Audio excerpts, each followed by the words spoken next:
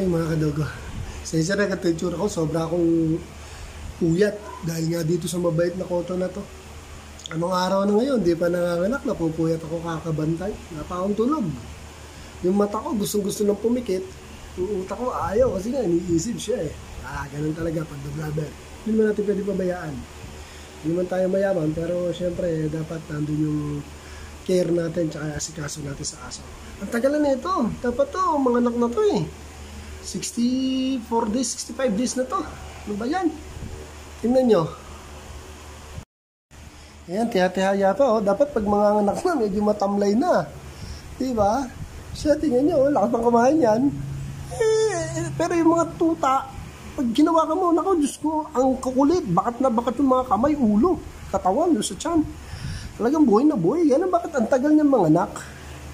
Diba?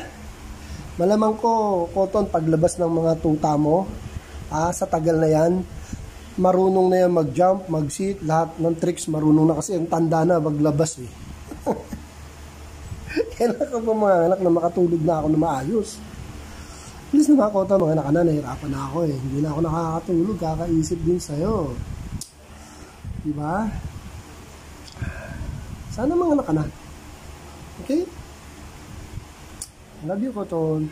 Mamaya, puyatan uli kami nito. Dito ako uli matutulog sa sahig, tatabihan ko siya. Kasi kinapa ko talaga yung yung puppy, malapit na dun sa puwerta niya. Nandun na yung ulo eh. Talagang lalabas na eh. Doon na, gumagalaw na eh. Nagpas na dito. Andito na yung puppy, andito na dito. Dito ko na nakapa yung ulo. Kaya mga anak na to, kaya tiyagaan. Alam talaga. Tiis-tiis, hintay-hintay, asikaso, puyat-puyat. So, good luck sa'yo, Cotton, ha? Kaya natin yan, diba? Diba, nag-pinky swear tayo, pinky swear. Pinky swear. Sige, pahinga ka muna. Thanks for watching, mga kadogo.